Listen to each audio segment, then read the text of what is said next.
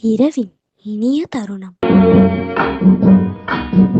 என்னை பாட வைத்தவன் ஒருவன், என் பாட்டுக்கு அவன்தான் தலைவன்.